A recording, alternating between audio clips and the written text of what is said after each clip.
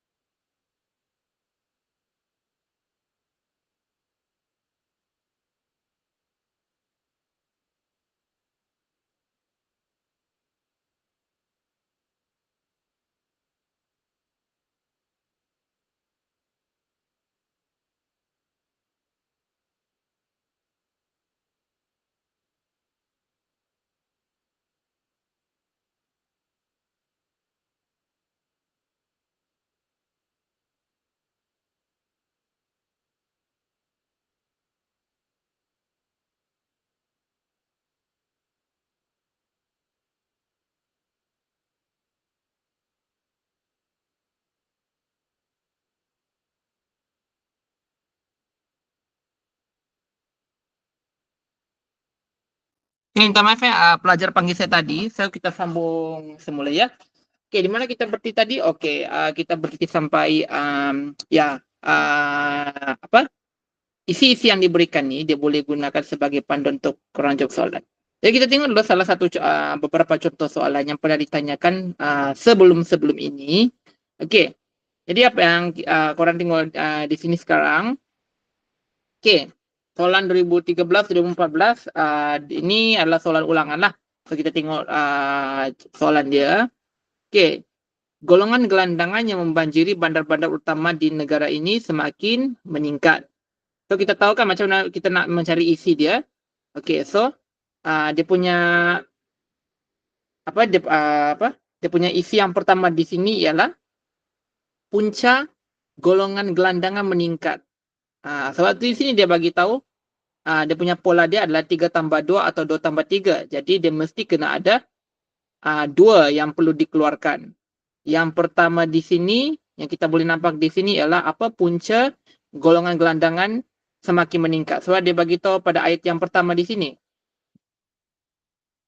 Golongan gelandangan yang membanjiri bandar-bandar utama di negara ini semakin meningkat. Jadi persoalan dia kenapa dia semakin meningkat. Jadi isi yang kita boleh cari ialah faktor lah. Iaitu faktor ataupun sebab mengapa golongan gelandangan semakin meningkat. Okey. Kedua di sini ialah apakah usaha yang perlu ditangani. So di sini pada ayat kedua dia bagi tahu usaha tertentu perlu dilakukan bagi menangani gejala tersebut. Kalau dikata usaha di sini, usaha ni dia melibatkan beberapa pihak. Dia tidak semestinya melibatkan pihak polis, masyarakat, begitu. Jadi cuba kita fikir apa lagi yang boleh dilakukan peranan oleh pihak siapa untuk mengatasi golongan gelandangan yang semakin meningkat. So dia sudah bagi pola di sini sama ada 3+2 ataupun 2+3. Jadi saya harap korang masih lagi ingat lagi macam mana cara untuk mencari isi. Itulah. Okey. Itu soalan yang pertama. Okey, contoh soalan yang kedua. Okey. kegiatan pemberian pinjaman wang secara haram. Okay, so bila kita sebut pasal pinjaman wang secara haram tu, automatik kita ingat adalah along kan? Along. So itu yang kita terlintas, yang terfikirlah. Begitu. So itu adalah salah satu contoh yang kita boleh berikan dalam perenggan isi.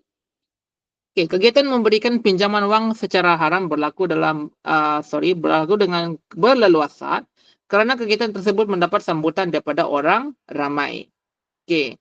So di sini dia bagi tahu sini adalah 3 tambah 2 atau 2 tambah 3. Okey, macam mana dia boleh jadi 3 tambah 2 ataupun 2 tambah 3? Yang pertama di sini pada ayat pertama dia kata kegiatan memberikan pinjaman wang secara haram berlaku dengan berleluasa. Apa faktor yang menyebabkan kegiatan pinjaman wang secara haram itu berlaku dengan berleluasa? So yang pertama di sini kita boleh keluarkan isi yang berkaitan dengan faktor. Faktor atau sebab menyebabkan berlakunya kegiatan pinjaman wang secara haram. Okey. Kedua pula adalah okey. Apa kedua di sini kita boleh kenal pasti? Okey. Kita tengok di ayat kedua. Namun demikian ramai peminjam menghadapi masalah kerana gagal menjelaskan pinjaman.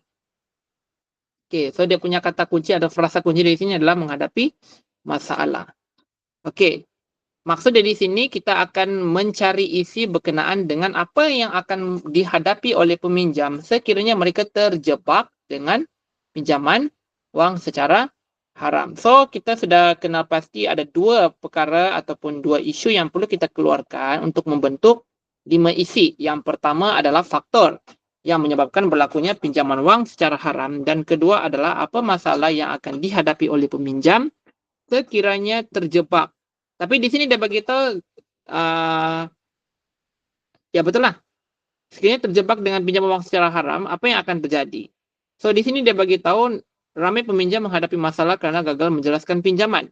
Apakah masalah yang dimaksudkan itu? Okey. Itu contoh soalan kedua. Okey. Contoh soalan ketiga, kita tengok yang ada pola 1 tambah 4 lah. Sebab tadi dua soalan tu dia dua soalan yang dia pola 3 tambah 2 ataupun 2 tambah 3. Okey, ini tahun 2015. Okey, program bandar selamat bukanlah satu-satunya cara bagi kerajaan mengurangkan jenayah daripada berluasa di negara ini. Bincangkan. So apa dia punya isu di sini kita yang kita nak cuba kenal ataupun kita nak cari, iaitu tentang pengurangan kes jenayah. So di sini dia kata cara bagi mengurangkan jenayah daripada berleluasa. So dia punya isi yang kita kena cari di sini ialah apakah cara-cara yang perlu ditangani ataupun perlu diatasi untuk mengurangkan jenayah daripada berleluasa. So satu poin di sini sudah diberikan. Okey, satu poin iaitu program bandar selamat. Okey. So kiranya di sini kita kena menjelaskan tentang program bandaraya selamat tersebut. Okey, 1 tambah 4 ni maksud dia satu isi sudah ada dan kita kena perlu lagi cari 4 isi yang lain. So, daripada 5 isi yang sudah yang biasanya kita akan kemukakan kan dalam dalam isi tersebut tu kan. Okey. Satu, kita sudah dapat program bandar selamat. Itu adalah poin kita yang pertama. Lepas tu kita kena cari lagi 4 isi untuk mencukupkan 5. Okey, apa isi yang kedua, isi ketiga. Okey, pertama, kedua, ketiga, keempat dengan kelima. Kalau kita senang je macam mana kita nak tahu kalau dia adalah 1 tambah 4, dia sudah berikan satu isi. Dan biasanya kalau kita pandai cari dia punya isi dia biasanya dia akan ada dia punya ada macam support ataupun kata-kata yang menunjukkan bahawa itu adalah isi yang sudah ditunjukkan. Macam contoh ni lah, program bandar selamat bukanlah satu-satunya cara. So ada perkataan cara di situ. So maksud dia sudah ada satu poin dan kita tahu bahawa kita akan menulis esei berkenaan tentang cara kerajaan mengurangkan jenayah daripada berleluasa di negara ini. Okey? Faham yang itu So kita refresh saja balik sebab dia sama je cara dia. seperti yang korang telah belajar di semester 1 sebelum ni lah. Okey, dan yang soalan yang ada pola esei 5+0, di mana kita akan kita cari je dia punya isu dia dan kita kemukakan 5 yang berkaitan. Okey. Amalan membawa anak-anak kecil untuk sama berniaga sehingga larut malam merupakan satu tindakan yang kurang bijak. Bincangkan kesan amalan ini terhadap anak-anak tersebut. So, dia punya isunya di sini ialah amalan membawa anak-anak kecil untuk sama berniaga di mana? Di pasar lah kan. Di pasar ataupun di kedai sehingga larut malam. Larut malam tu maksud dia sudah lewat malam lah. Biasanya dia sampai pukul 12:30 malam tu kita panggil dia sebagai larut malam. Okey. So, dia punya poin di sini adalah apakah kesan sekiranya amalan ini diamalkan ataupun diteruskan terhadap anak-anak. Jadi kita kena kemukakan 5 isi. Okey, isi 1, isi 2, isi 3, isi 4 dan isi 5 berkenaan dengan kesan lah. Amalan membawa anak kecil untuk sama berniaga sehingga larut malam. Okey, so itu adalah sedikit ulang kaji kita mengenal pasti semula pola-pola esei 3+2, 1+4 dan juga 5+0. Okey, so kita teruskan kepada isi-isi yang diberikan. So dia punya isu dia di sini berbalik semula, isunya adalah sosial dan budaya. Okey. Sosial dan budaya ni dia sebenarnya kerap ditanyakan dalam pengajian sebenarnya bukan saja di semester 2 tetapi di semester 1 sebenarnya. Sebab di semester 1 itu dia punya tema dia Malaysia kekal berdaulat. Dia masih, kalau dia kata kekal berdaulat tu dia masih lagi terikat dengan sosial dan budaya. Jadi sebenarnya kita kalau siapa yang yang mengambil ulangan semester 1 untuk tahun ni, okey, bolehlah cover bolehlah kita ulang kaji kedua-dua sekali untuk tema ni lah, sosial dan budaya, semester 1 dan semester 2. Sebab dia boleh keluar antara kedua-dua kertas tersebut lah, begitu. So dia punya isi pun dia akan jadi sama saja, sama ada dia keluar di semester 1 ataupun di semester 2. Baik. Okey, so sekarang ni kita melihat apakah soalan-soalan yang mungkin akan ditanyakan. So, perkara pertama di sini dia menyentuh tentang isu remaja.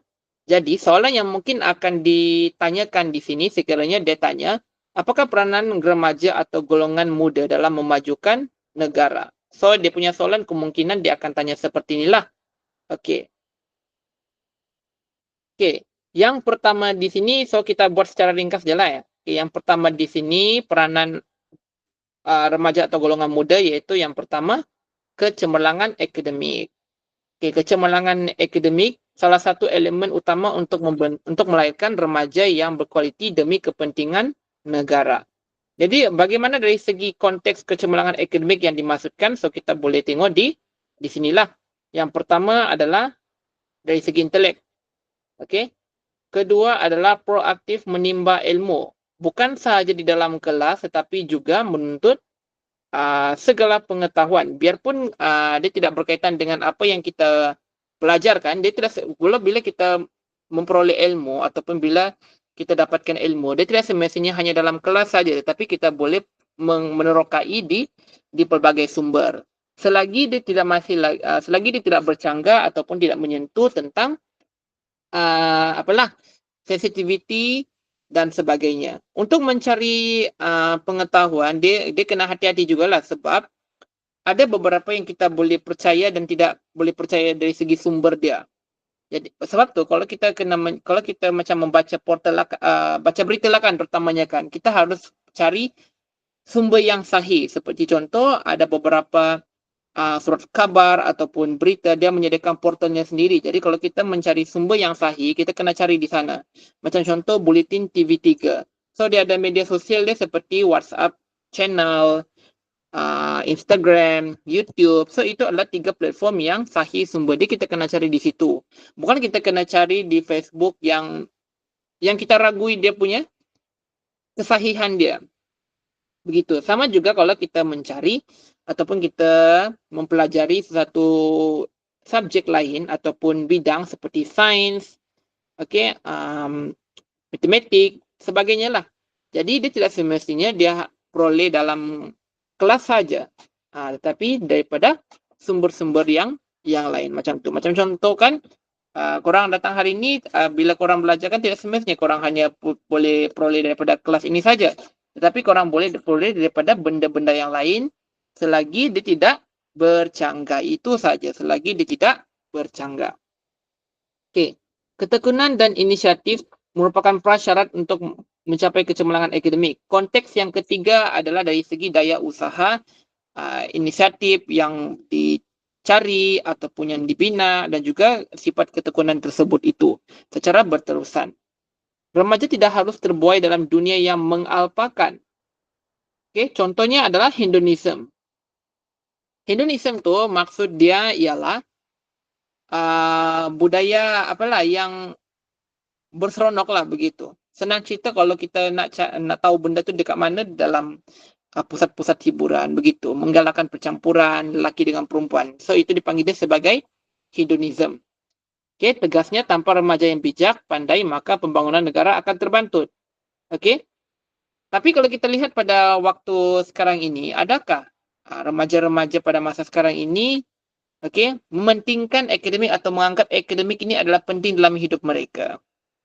Kita tidak semestinya ataupun kita tidak boleh cakap tidak, sebab sebenarnya masih lagi ada beberapa golongan yang masih tahu erti berusaha untuk mencapai kecemerlangan. Sebab mungkin dia tahu kalau dari segi background dia tidak seberapa kan, ataupun macam kais pagi makan pagi, kais petang makan petang. Maka bagaimana untuk untuk membebaskan ataupun kita keluar daripada kepompong itu, hanya akademik saja yang boleh membantu untuk mengubah taraf hidup.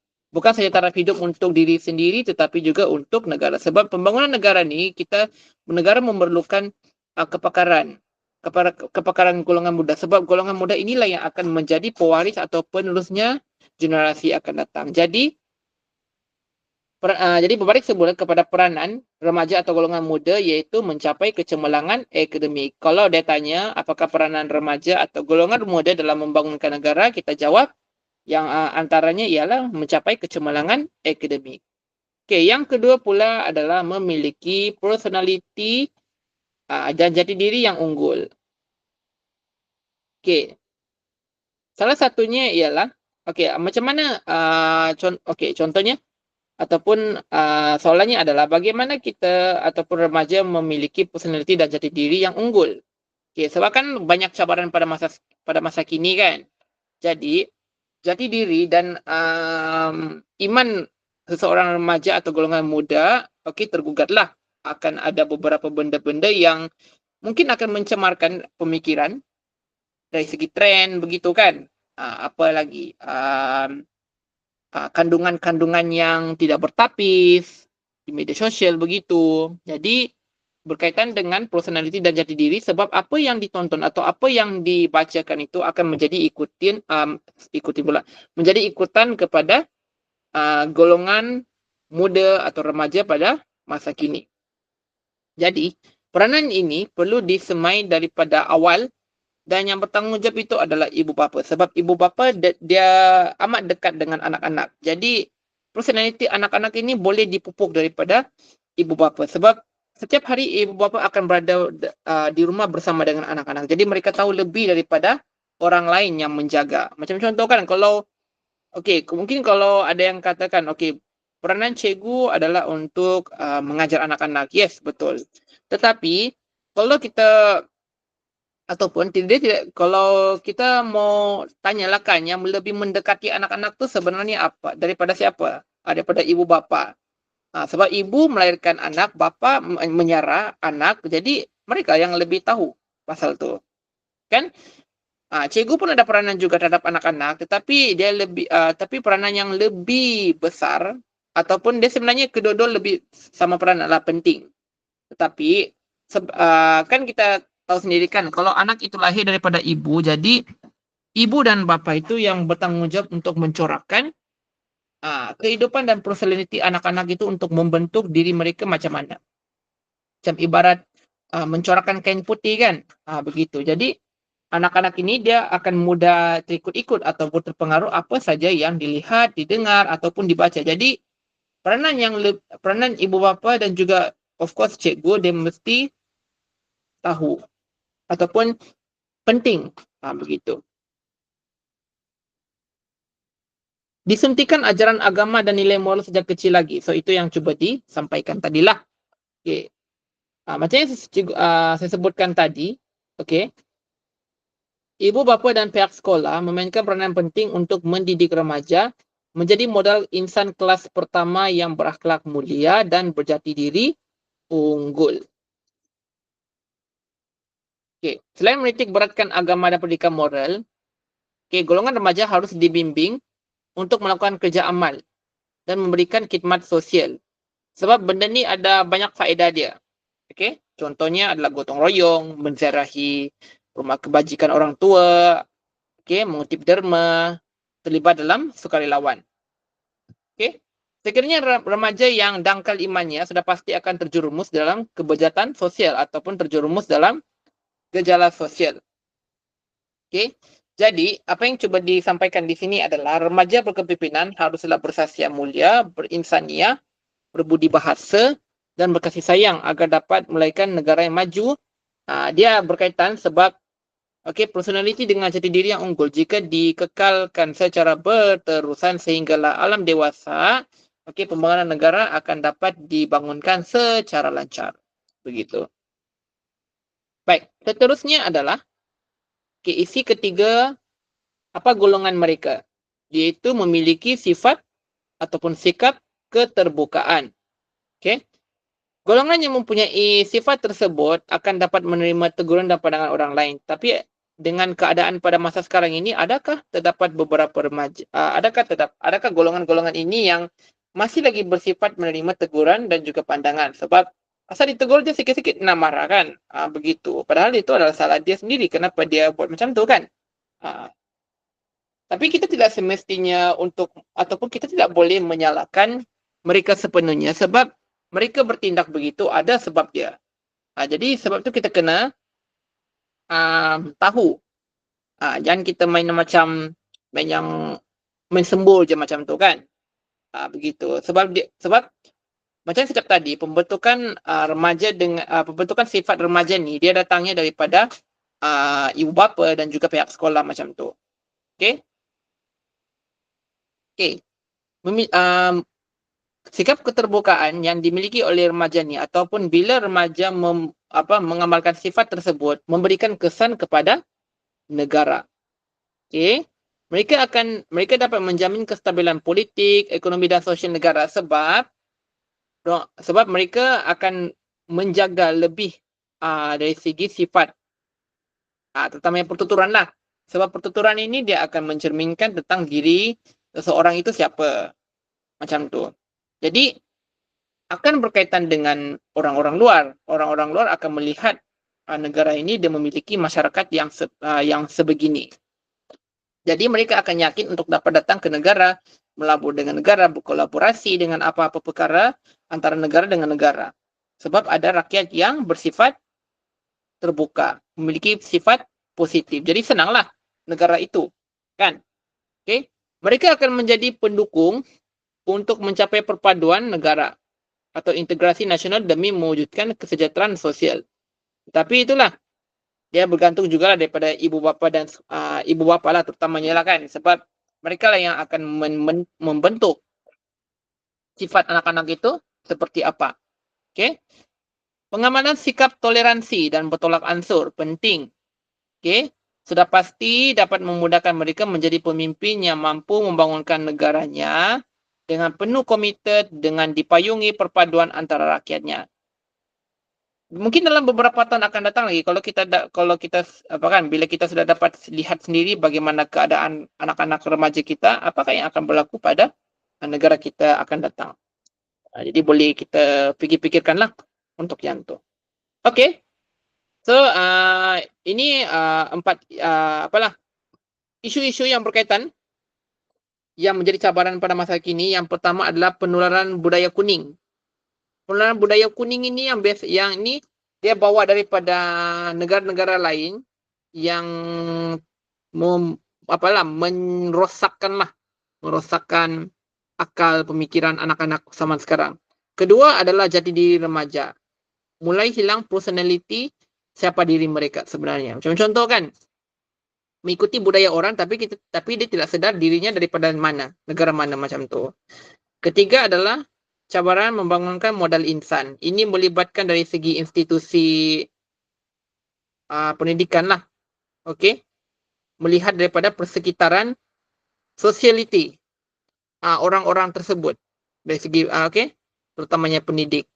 Dan yang kita tidak boleh menapis sangat sebab memerlukan pencegahan daripada ibu bapa dan juga remaja itu sendiri adalah dari segi laman web sosial. Sebab banyak kandungan yang tidak bertapis, okey, susah untuk mengawal, okey. Macam mana sekalipun susah untuk dikawal, tetapi boleh dicegah sebenarnya.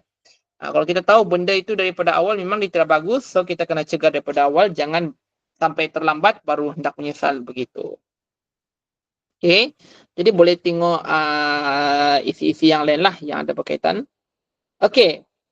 Soalan kedua. Okey, tadi kita sebutkan pasal apakah faktor ataupun apakah langkah-langkah yang ingin dicapai oleh remaja kan untuk begitu. Okey, yang kedua, kalau soalan tu dia tanya, apakah faktor dalaman yang menyebabkan remaja menjadi punca? Maksudnya di sini kan, banyak masalah berlaku kan, terutama dalam kalangan anak remaja kan. Macam contoh kes buli, macam baru-baru kan, kes buli di mana berlaku? Kes buli. Di Mara kan? Di institusi Mara. Okey. Kes buli sejak kebelakangan ni dia menular kembali. Okey. Jadi mungkin kita boleh agaklah kalau soalan tentang kes buli ni dia mungkin akan keluar dalam soalan kan, tapi kita tidak boleh meramalkan okey isu ni dia akan keluar begitu. So sebenarnya ada banyak lagi isu lain yang boleh disentuh macam itulah. Okey. Tapi yang berlaku baru-baru ni itu kan yang kes buli kan. Begitu. Jadi mungkin kita boleh ni kita boleh target begitu. Okey. Apakah yang menyebabkan berlakunya masalah dalaman yang menjadi punca kepada masalah-masalah sosial yang berlaku dalam kalangan remaja? Okey, kalau tadi itu kan yang pertama apakah yang perlu kita capai oleh remaja kan. So ini sekarang ni kita hendak membincangkan mengenai tentang faktor yang menyebabkan remaja menjadi masalah yang menyebabkan tercetusnya masalah-masalah dalam kalangan remaja. Okey, yang pertama adalah kurangnya pengetahuan agama dan moral. Okey.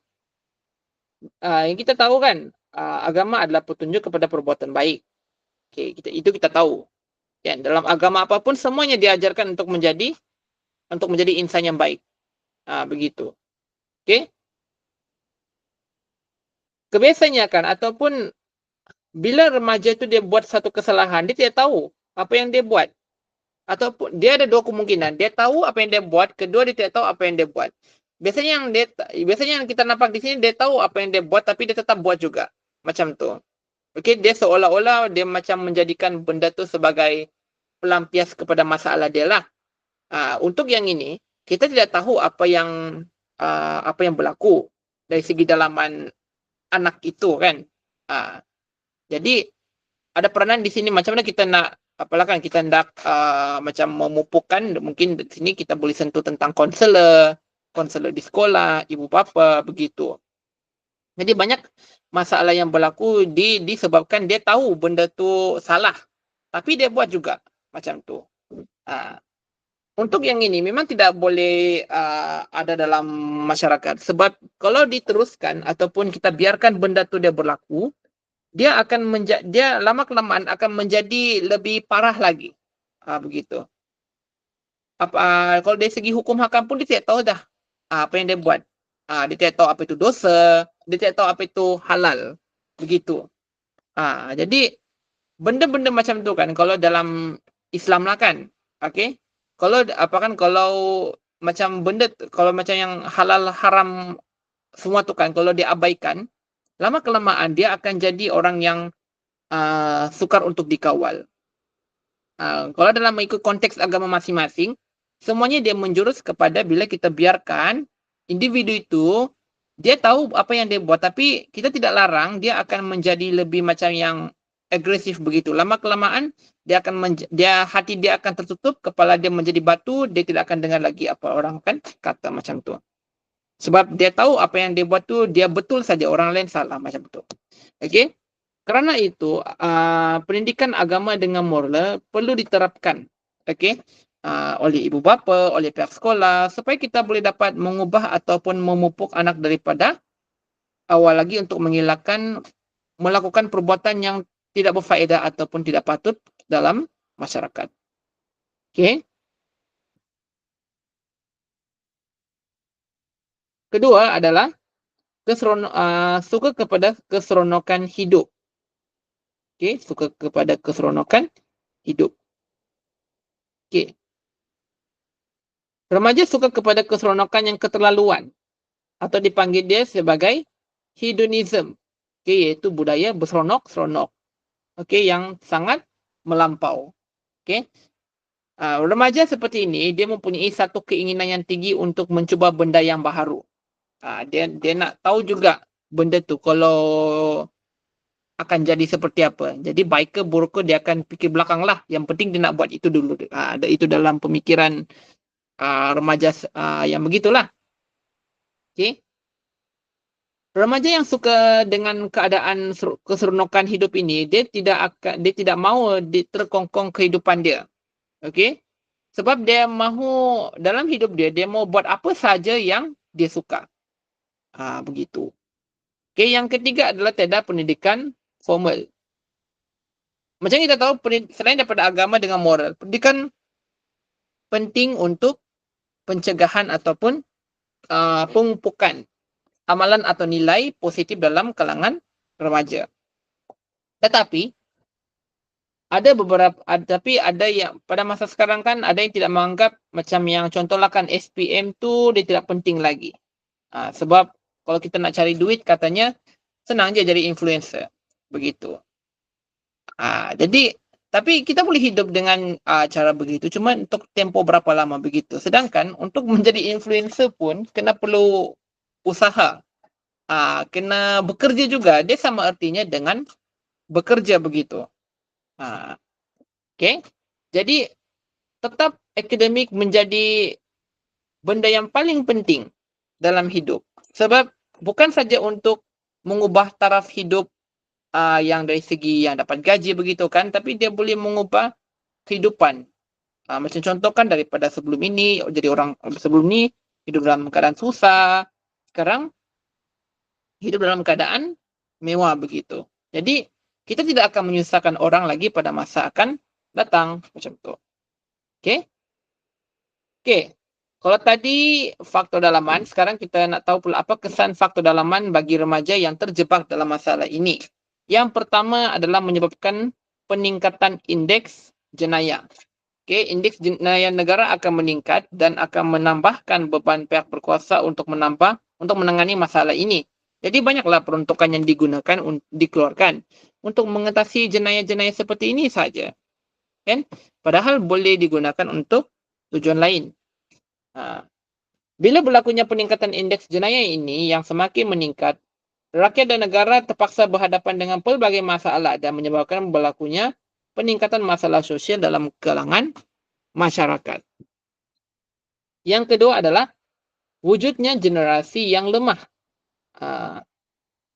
Generasi yang lemah dari segi kekuatan dan kecerdasan remaja yang tidak lagi begitu kuat. Okay, tidak mempunyai jati diri yang tinggi, tidak mampu berfikiran dengan matang, tidak dapat memberikan sumbangan kepada negara, jadi akan mewujudkan generasi-generasi yang boleh juga kita panggil dia sebagai generasi strawberry. Okay? Contohlah kan, kita tegur orang, tapi orang itu dia lawan balik. Lepas tu kalau macam kita terbuat apa-apa sesuatu kepada dia kan, dengan tujuan mendidik, dia panggil dia punya geng dia, ibu bapa dia untuk attack kita balik macam tu. So itu dipanggil dia sebagai generasi strawberry yang di mana inilah yang berkaitan dengan generasi yang lemah lah pada masa sekarang ini. Nah, tapi macam yang saya cakap tadi, tidak juga macam itulah.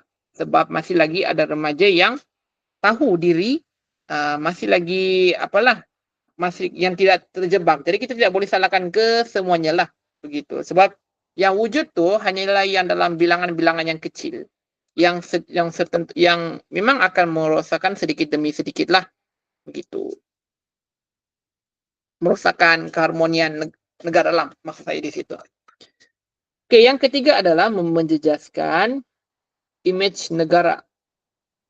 Oke, memberi gambaran yang negatif terhadap kepada remaja dan pihak kerajaan oleh negara luar, orang luar, begitu. Pandangan yang negatif dalam kacamata antara bangsa. Maksudnya di sini kan, dia ada beberapa pandangan yang kita nampak daripada orang luar kan, ada yang oke, ada yang tidak oke. Tapi kalau kita memberikan dalam beberapa tempo akan datang, kalau pencegahan tidak dibuat secara berterusan, lama-kelamaan, Malaysia ini dia akan jadi setara negara-negara luar yang lain lah, begitu. Yang kebanyakannya masyarakat dia tidak begitu, ada sifat hormat menghormati, tidak yang kurang jati diri sudahlah, macam itu. Oke. Tidak menggalakkan kedatangan pelabur dan pelancong asing. Kalau dapat tahu dalam negara itu, dia punya masyarakat dia sangatlah buruklah dia punya sifat begitu.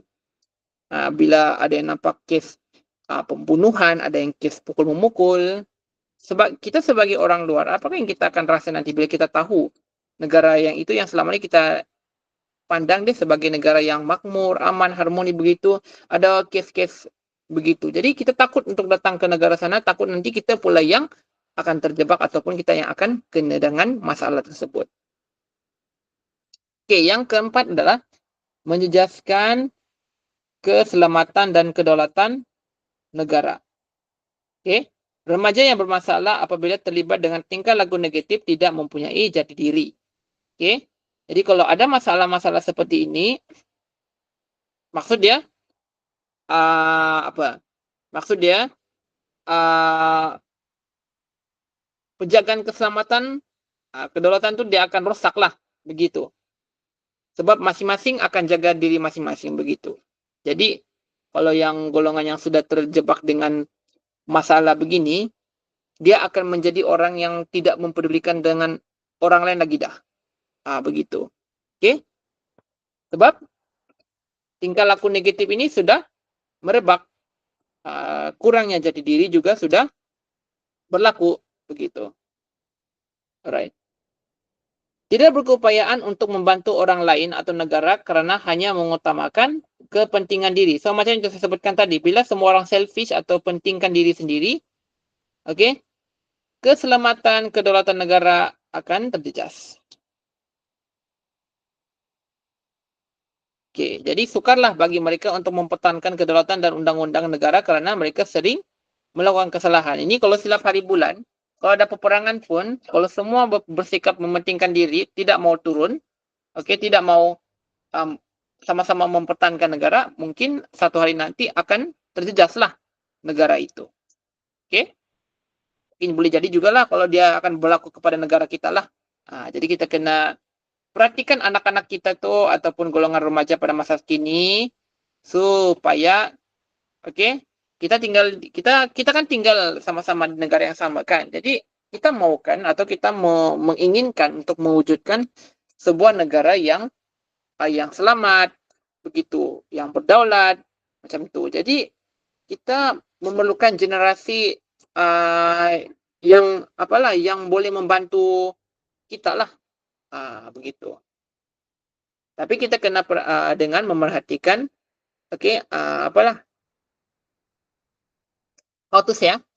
anak-anak yang bersifat baik begitu. Sebab dia akan berkaitan, sebab kalau anak-anak yang bersifat baik ini dia akan tolong kita nanti satu masa kelak. Tadi cerita dia pasal faktor dalaman dan kita juga tahu tentang kesan dia lah. Kalau soalan tu dia tanya, apakah faktor, apakah kesan yang ke atas remaja yang terjebak dalam gejala sosial. Dia lebih kurang macam itulah.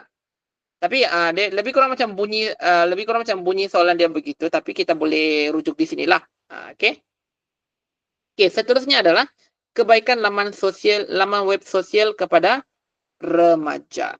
Okey, yang pertama adalah memudahkan komunikasi. Okey, boleh menghubungi teman lama.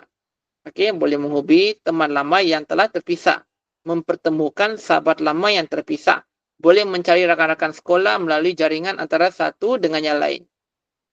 Biasanya memang akan kita buat macam ginilah kan. Okey, itu contoh dia. Salah satu contoh dia. Sambil berhubung mengenang kembali kisah lama. Okey, kisah manis, masin, sebagainya lah. Macam-macam cerita yang kita nak kongsikan kalau kita dah lama tak jumpa dengan kawan-kawan kita. Apalah, banyaklah cerita yang kita nak kongsikan. Daripada dulu sampai sekarang yang kita nak ingat, tak nak ingat begitu. Okey, talian hubungan dapat dikekalkan. Sekejap saya tengok dulu kenapa pelajar panggil saya.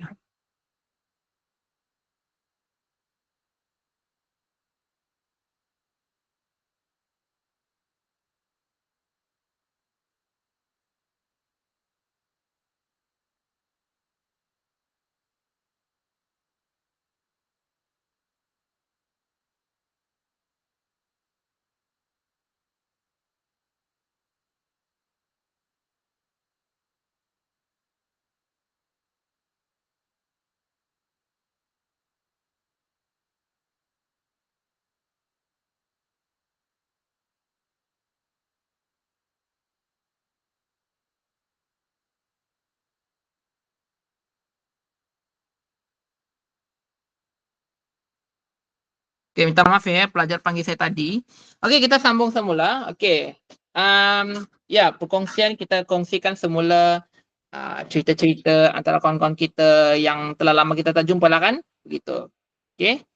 Selain daripada mengeratkan, persahabatan, kita sebenarnya boleh kita, macam kita nak macam contoh kan, kalau kita nak tahu apa yang perkembangan YB kan, so kita boleh sebenarnya memudahkan komunikasi dengan berhubunglah begitu. Tapi janganlah, tanya yang kurang sopan begitu kan. Sebab, ada beberapa saluran ataupun, channel tu kan dia diwujudkan untuk menghubungkan antara rakyat dengan, menteri-menteri begitu. Tapi bukanlah kita bermaksud macam yang kita buat dia tu macam kawan biasa. Sebab menteri itu dia adalah golongan penting. Kita boleh melihat aktiviti-aktiviti dilakukan macam gitu. Kalau kita nak berkomunikasi, dia ada batas. Kalau kita nak berkomen, ada batasnya begitu. Macam itulah kita tahu juga kan maksud dia macam mana kan. Jadi kita sebenarnya boleh membezakan antara mana golongan-golongan yang perlu kita yang perlu kita lihatkan lah communication tersebut. Laman web memanglah boleh untuk memudahkan komunikasi. Tetapi ada had. Begitu. Tengok juga pada orangnya, tengok juga pada konteks-konteks social media itu. Alright. Contohnya kan kita nak mengetahui perkembangan aktiviti pemimpin macam Twitter milik Datuk Seri Najib begitu dan sebagainya lah. Right. Yang kedua adalah membantu mempromosi sesuatu. Mempromosi barang lah. Selain daripada barang, mempromosikan apa lagi kita punya servis, kita punya perkhidmatan begitu. Kan? Okey, jadi bila kita menggunakan laman web sosial, entry terbaru ataupun kandungan terbaru boleh dikabarkan kepada rakan-rakan di laman sosial. Barangan dan perkhidmatan yang baik dapat disebarkan. Misalnya, masakan restoran yang enak dan murah dapat diketahui dengan meluas. Kita promotkan restoran tu. Gitu. Okey, satu lagi contoh, jenis kamera yang terbaik melalui nilai wang ringgit dapat dibincangkan. Jadi kita boleh deal lah dengan seller tu. Okey, kita nak kurangkan harga ke ataupun kita nak tahu dia punya kualiti barang tu macam mana kan. Okey, selain tu juga menyebarkan hobi masing-masing dalam laman web sosial dan TikTok. Okey. Yang ketiga, mudah menyebarkan maklumat. Contohnya, kalau kita nak kan, okey, contohnya adalah kalau macam dulu kan, kalau kita nak kalau kita tahu kawan kita dah apa kan, kawin kan macam tu kan, biasanya kita akan cari alamat. Tapi sekarang kad kawin dia boleh diletakkan di mana-mana. Ada juga yang telah diberikan secara digital ataupun disebarkan melalui sosial media seperti Facebook, Instagram begitu. Okay, dia akan lebih mudah dan cepat lah daripada menggunakan yang kaedah dulu lah kan, ataupun yang lama punya. Permintaan bantuan cemas seperti derma darah, jenis apa ataupun membuat program derma darah dapat disebarkanlah. Okey, macam kita tahu derma darah ni adalah untuk membantu pesakit yang tenat ataupun memerlukan. Okey. Kes-kes penipuan, penyebaran kes penipuan wajah penjenayah yang terlibat dapat disebarkan dalam usaha membenteras jenayah. Begitu. Okey, yang keempat. Menjadi perkongsian maklumat atau ilmu. Kalau kita bijak cari kawan yang sesuai, sebenarnya kita akan dapat maklumat terkini dengan cepat. Tapi sebenarnya kalau kita tak perlukan kawan pun tak apa.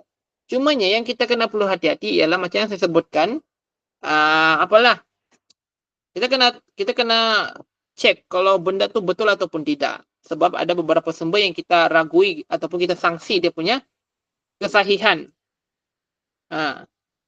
Tapi kita kena hati-hati juga daripada kawan-kawan kita. Sebab kawan-kawan kita ni ada yang tidak boleh dipercayai. Begitulah. Jadi, kita kena bijak untuk mencari dan menilai. Dan bila kita hendak memberikan maklumat kepada orang, kita kena semak dahulu sebelum sebar. Begitu. Okay. Sebagai contoh, laman sosial dapat menggantikan TV untuk mengetahui berita terkini. Malah, perbicaraan mahkamah diketahui dengan serta-merta melalui Twitter dan laman web tertentu. Jadi, kita akan dapat mengetahui perkembangan dari masa ke semasa dengan serta-merta. Okay. Ilmu-ilmu seperti ilmu dalam bidang perubatan, teknologi dan sebagainya juga dapat disebarkan. Baik.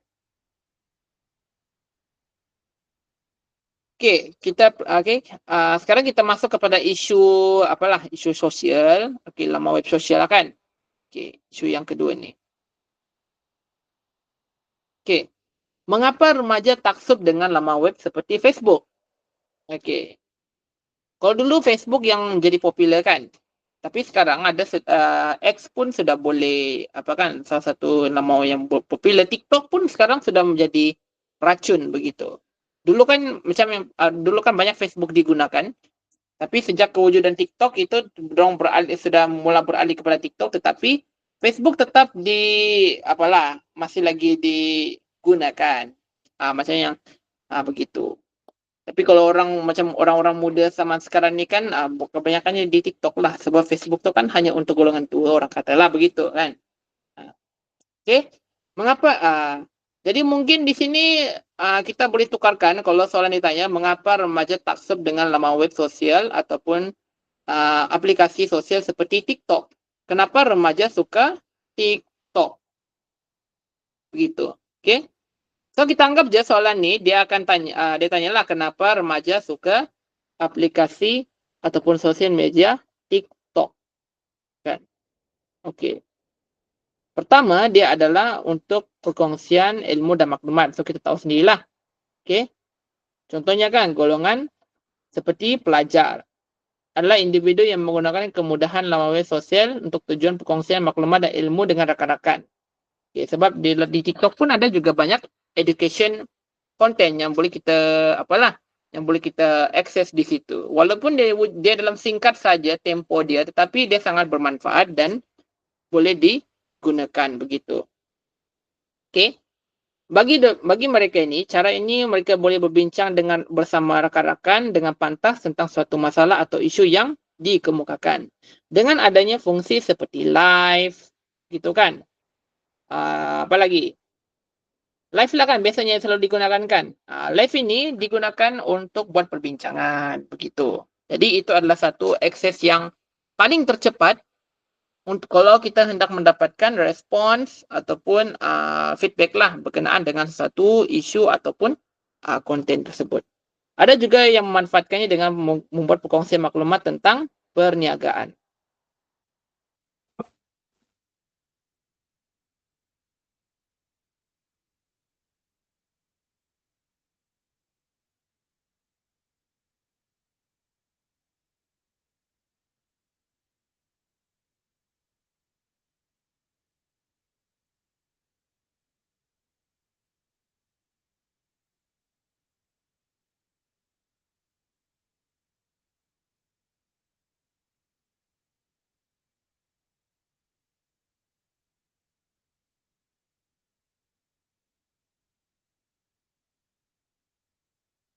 Oke, sebalik semula tadi, sorry, memang kalau waktu petang begini memang pelajar ramai sudah perlukan saya, tak apa. Oke, sambung semula tadi, oke, live kan, oke. Live itu salah satu, cara, untuk mendapatkan respon, dapat feedback, itu adalah yang paling tercepat.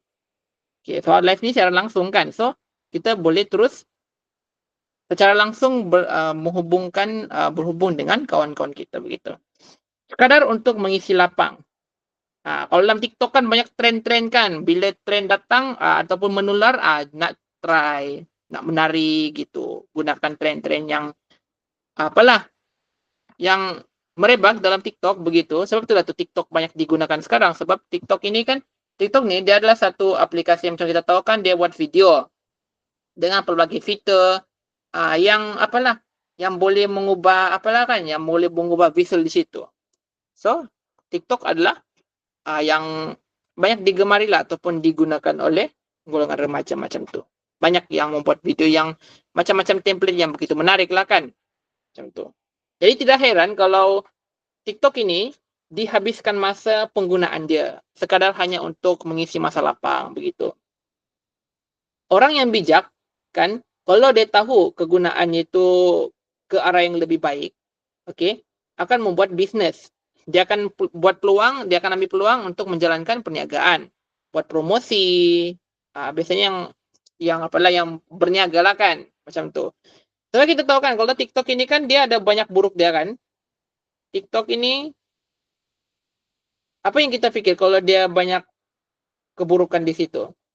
Okey, salah satu dia kita ya mungkin kita akan pikir atau kita nampak di situ adalah banyak, apalah kan, dia akan membuang masa begitu, dengan menari yang dia tahulah macam mana kan, boleh boleh tahu sendirilah kan macam mana, okey. Tapi ada juga kebaikan dia di sini kalau kita kalau kita cari tahu bagaimana kita mewujudkan sesuatu peluang atau bidang yang kita boleh terapkan dalam TikTok kan, dia sebenarnya ada baiknya juga. Contoh dia membuat perniagaan lah, buat live begitu, yang letak beg kuning tu kan, so yang macam di TikTok tu kan, itu pun, satu peluang untuk apalah, untuk mereka peniaga-peniaga ini meletakkan barang mereka dengan harga yang murah. Jadi pembeli pun boleh dapat membeli secara lebih pantas. Kalau dalam online shopping sekarang ini TikTok yang paling okey, begitu, yang best, macam tu. 2 minggu barang baru sampai, macam tu. So, dia masih lagi ada kebaikan dia, selain jangan kita tengok dari segi buruk dia juga.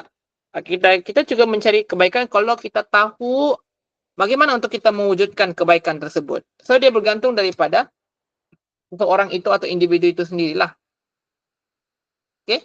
Dia macam tu. Kalau kita guna untuk tujuan yang manfaat, dia akan jadi baik, mewujudkan kebaikan dari situ. Tapi kalau, apa, kalau kita sekadar hanya membuang masa, tidak tahu apa yang kita buat, padahal banyak aktiviti yang kita boleh banyak masa yang boleh digunakan untuk aktiviti-aktiviti bermanfaat, dia akan jadi keburukanlah, begitu. Jadi dia ikut pada konteks penggunaan individu itu sendiri. Okey, mencari pasangan hidup. Okey, cari jodoh lah kan, begitu. Okey, mencari teman lelaki, teman wanita. Ini kalau apa kan, kalau salah pilih, dia akan buruklah. Ah, yang ini, apalah kan, dia biasanya hanya mencari untuk yang sekadar yang kenal-kenal, begitu. Kelima, untuk mendapatkan berita terkini dengan cepat. Okey, ada juga remaja yang taksub dengan laman web sosial kerana ingin mendapatkan sesuatu info terkini dengan cepat dan pantas. Okey, golongan ini mungkin juga terdiri daripada golongan pelajar dan mereka-mereka yang suka sesuatu yang baru. Jadi perasaan ingin tahu dalam diri itu adalah sangat tinggi. Okey, yang keenam, ketagihan permainan video. Tetapi kalau dalam TikTok dia tidak ada video game lah. Okey. Itu ada dalam Facebook lah. Facebook tu dia ada laman web, ada dia punya game. Dalam bentuk aplikasi dan game menarik kepada pengguna. Sebab Facebook ni dia ada game yang disediakan. TikTok ni kalau tak silap tak ada kan? Tak ada begitu. Mereka-mereka yang ketagih dengan game, Facebook merupakan tempat atau medium terbaik untuk melepaskan gian tersebut kerana setakat ini tidak laman web sosial lain yang dapat menandingi Facebook, terutama aplikasi yang disediakan. Sebab dia disediakan dengan 24 jam, jadi dia tidak heran kalau pengguna dia sanggup melayari 24 jam, tidak tidur untuk main game saja. So dia kalau berterusan dia akan wujud keburukan lah. Okay, sedikit demi sedikit akan mewujudkan keburukan. So ketagihan ini yang adalah satu perbuatan atau amalan yang tidak elok lah, begitu. Alright. Okay. Terus ni, okay. Kesan atau keburukan laman sosial kepada remaja. Pertama, dia akan boleh melalaikan ataupun melegakan dengan terlalu lama berdepan dengan teman-teman sosial sehingga lupa dengan tanggungjawab yang sepatutnya dia kena buat. Macam contoh, apa tanggungjawab sebagai seorang anak, seorang pelajar. Apa yang kita sudah abaikan. Macam tu kan. Kadang-kadang terganggu tugas sama ada hakiki maupun penulisan blog.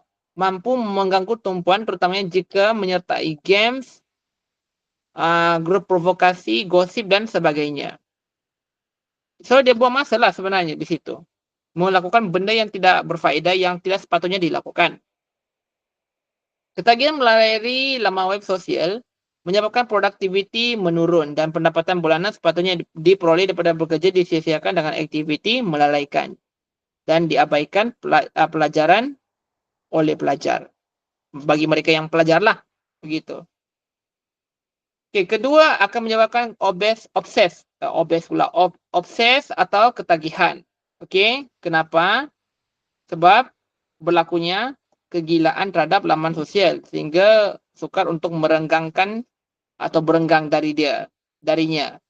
Menimbulkan kemarahan sekiranya diganggu ketika bersosial di laman tersebut. Contoh kan kalau bila dipanggil mak, boleh marah pula.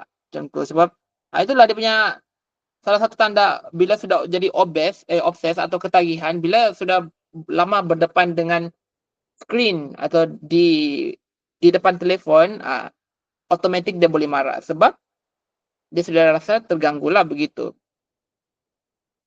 Tidak mustahil ada yang menjadi gila lah. Ada yang juga yang jadi gila disebabkan obses. Dan ada yang sampai mengurungkan diri karena sudah terjebak dengan skrin gadget gitu. Akan menyebabkan kurangnya interaksi sosial secara bersemuka. Okay. Gangguan kesihatan, contohnya boleh menyebabkan menjejaskan masalah penglihatan. Ada juga yang boleh menyebabkan radiasi komputer. Mungkin dia boleh dikaitkan dengan kanser gitu. Dan yang paling ditakutkan ataupun paling ditakuti adalah gangguan oleh individu yang tidak dikenali. Okey. Jadi ada beberapa aplikasi yang ada macam dia ada macam warning tu kan. Okey, kalau kita masuk tu dia akan mengakses segala data-data pribadi. Jadi kalau kita sudah tertekan ataupun sudah membenarkan orang itu, dia akan mengganggu ataupun berlakunya gangguan sampai kita akan mengalami trauma dan sebagainya. Yang paling teruk akan menyebabkan kematian lah. Minta dijauhkan. Okey. Meningkatkan masalah sosial remaja. Termasuklah penzinaan. Berpunca daripada Facebook, daripada TikTok, Instagram dan sebagainya. Okey. Penyebaran gambar-gambar lucah disebarkan. Okey, itulah